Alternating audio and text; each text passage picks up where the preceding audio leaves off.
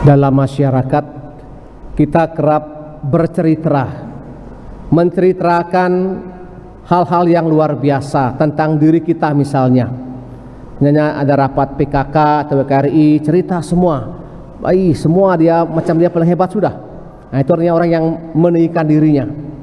Semua ada yang benar, dirikan salah, semua ada yang benar sendiri, padahal suaranya merdu merusak dunia. Kecenderungan seperti itu dengan luar biasa ditampilkan oleh Injil pada hari ini, bahwa semangat doa pertama-tama adalah semangat yang memusatkan diri pada kehendak Allah. Kadang-kadang kita bercerita tapi rago kan ngayah di gereja, yang sing raga menorgan, sing bado nak menorgan, yang sing nak sudah sing benak bisa. Ketika kita ngomong seperti itu artinya kita meninggikan diri dan melihat bahwa apa yang kita kerjakan terpaksa. Seorang yang bekerja dengan baik, dengan senang hati, bahwa ia akan semakin senang kalau bisa memberikan yang terbaik.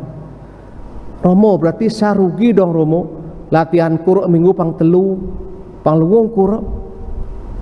Kalau kita berpikir seperti itu untuk bekerja dalam gereja, rugi dan sebagainya, sebenarnya tidak, Bapak sekalian. Kalau otak kita ditujukan untuk kemuliaan Tuhan lewat pelayanan kur misalnya, lewat sebagai suami istri, lewat ketua lingkungan, ngayah di gereja, maka itu menjadi sumber berkat yang melimpah.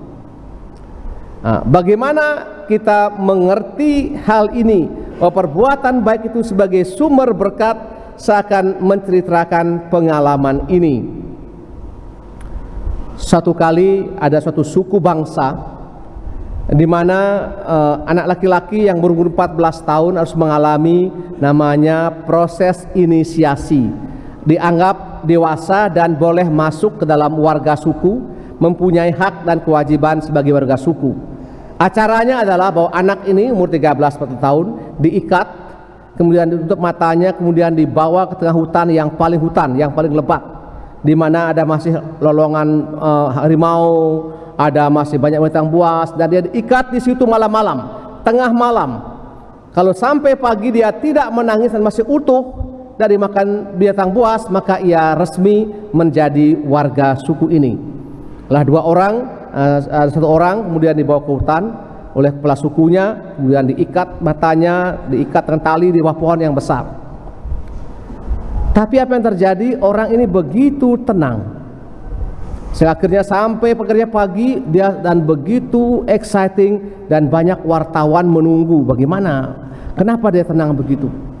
Seorang wartawan bertanya, kenapa kamu tenang sekali, kamu tak takut kah? Apa yang jawab? Saya percaya bahwa Tuhan yang mencintai saya tidak akan membiarkan apapun menyentuh saya. Tuhan hadir lewat lewat pamannya yang memang jarak berapa ratus meter berjaga-jaga dengan senjata lengkap. Bila ada serangan binatang buas, dia akan menembak itu, dan dia yakin itu.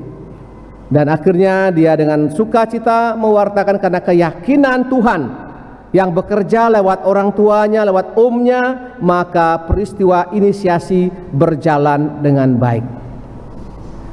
Saya mengajar di seminari 12 tahun, dan ketika seorang seminaris yakin akan kuasa Allah, dan dia begitu exciting, semua persoalan bukan menghalanginya, melainkan dia semakin dewasa dan semakin hebat dalam pikiran, pengetahuan, dan terlebih perbuatan-perbuatan baik. Karena kematangan seorang seminaris atau kematangan seorang beriman Kristiani ditunjukkan ketika dia punya persoalan. Bagaimana reaksinya? Misalnya dia ulangan dapat nilainya 40, kemudian diberikan remedi, apakah dia kecewa, dia frustasi, dia mutung? Atau sebaliknya dia makin exciting, semakin menambah jam studinya, sehingga akhirnya dia bisa lebih baik lagi? Atau seorang ketua lingkungan, dia mengalami tantangan dari warga lingkungannya yang kadang-kadang banyak omong saja, tidak buat apa-apa. Apa yang dia buat? Apakah dia menyebarkan isu-isu lewat sosial media? Ketua lingkunganku naskleng, begitu, atau bagaimana? Atau dia tantangan yang besar. sehingga perlu pendekatan yang baik. Atau pastor paroki yang mengalami tempat yang mungkin secara finansial minus, dia buat apa? Apakah dia diam saja atau dia mencari cara-cara yang mungkin digunakan sehingga keuangan tercukupi misalnya? Dan ini semua Bapak Ibu sekalian, semangat doa harus mengalir dalam sikap, tanggung jawab dan kemurahan hati. Ada banyak orang siarah kadang ke sini, kemudian saya sempat bersiarah ke Lourdes di Perancis sana, banyak orang. Saya katakan saya tidak heran. Yang penting kamu bisa uang, kamu bisa ke sedang sono, bisa kemana-mana. Setelah pulang itu kita buat apa? Itu pertanyaannya. Siarah ke apakah atau kita melalui saja? Setelah kita pulang siarah kita sama saja. Malesnya lah kebo yang sakit itu. Terlambat terus. Juga peletnya minta sampai di surga.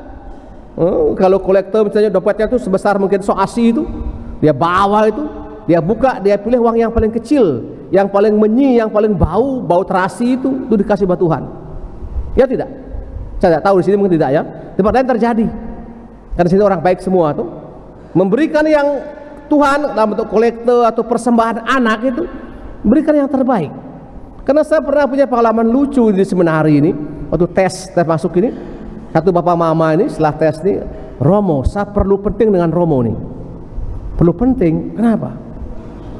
Kau perlu apa? Saya bilang gitu. Tolong terima saya punya anak. Terima, kenapa anakmu? Romo, kami punya anak ini kepala batu sudah. Kami dia tadi dibuat pusing. Dia lawan kami. Saya tersenyum. Engkau yang buat kok? Engkau yang buat anak itu. Kalau engkau yang buat tidak bisa didik, apalagi kami yang di pembina ini. Ya Romo kan punya imamat, tidak menjamin. Kalau engkau yang punya anak tidak bisa buat, itu artinya anakmu itu buruk sekali. Yang buruk kau persembahkan sama Tuhan kah? Hai kasihan kau engkau nih, saya bilang. Untungnya anaknya nilainya jelek, cuma 5,5, saya langsung coret. Sehingga saya dibebas dari pencobaan. Kadang kita berpikir begitu. Anaknya paling blok, ada paling nakal, yang paling jelek, kirim ke seminari. Tidak akan jadi. Persembahan kepada Tuhan yang terbaik. Dalam arti kemampuan intelektualnya, mungkin mukanya macam tokek, ada apa-apa. Yang penting dia punya tata krama yang baik. Karena kita punya anak-anak SMP, SMA, dia belajar, katanya duwag sih. Negak motornya bedel, digas depan orang itu, dan dia bangga sekali mengganggu orang lain. Itu yang saya paling anti itu. Sekolah Katolik itu mesti mendidik perilaku anak, menghargai orang lain. Negak motor dia makan es krim, makan jajo itu dibuang di jalan begitu. Kalau saya dapat anak saya tembak betul itu anak seperti itu. Kenapa? Karena semakin kita belajar katanya pintar, tapi tidak menghargai orang lain, membuat kekacauan, itu namanya Lucifer kelas kakap itu. Semoga kita yang mendengar bagaimana orang berdoa, orang Farisi, Tuhan, aku berpuasa semua, aku punya ini, tapi tidak buat apa-apa. Sedangkan seorang pemungut cukai atau orang yang dibenci karena dia bekerja untuk penjajah. Dia orang Yahudi bekerja untuk penjajah Roma, memungut pajak. Dibenci sama orang-orang Yahudi. Tapi itu doanya didengarkan Tuhan. Dia mengatakan, ya Tuhan, aku ini orang yang berdosa, kasihanilah aku orang berdosa ini. Semoga kita semua, dan mungkin sebelum saya lupa, mungkin ketua lingkungan, mungkin bagi yang ayah di gereja yang pel nyapu, tolong juga nyapu juga di sakristi ya. Karena sakristi, amati sakristi makin hari makin kotor sakristi itu. Lantainya kotor, di bawah itu banyak kabang-kabang zaman perang dunia kedua itu. Mungkin kita bekerja ngayah jam 12 lebih dah sudah pulang semua. Bang kalau kan magahe. Ya itu tidak benar itu.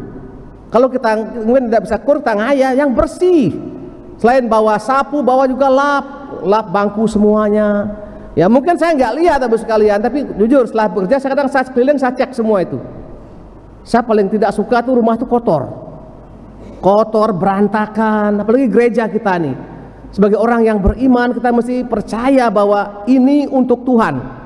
Berikan yang terbaik, diselap semua kursi-kursi itu, jendela itu semua, abu-abu mungkin zaman Jepang semua itu mungkin di sana itu. Sehingga dengan demikian maksud kalian kita berdoa, baik kita berdoa, ada legio, ada doa rosario, doa lingkungan, setelah itu kita buat apa? Doa harus mengalir dalam sikap dan tanggung jawab, dalam kemurahan hati. Tanpa itu doa itu hanya menjadi lip service, basa-basi.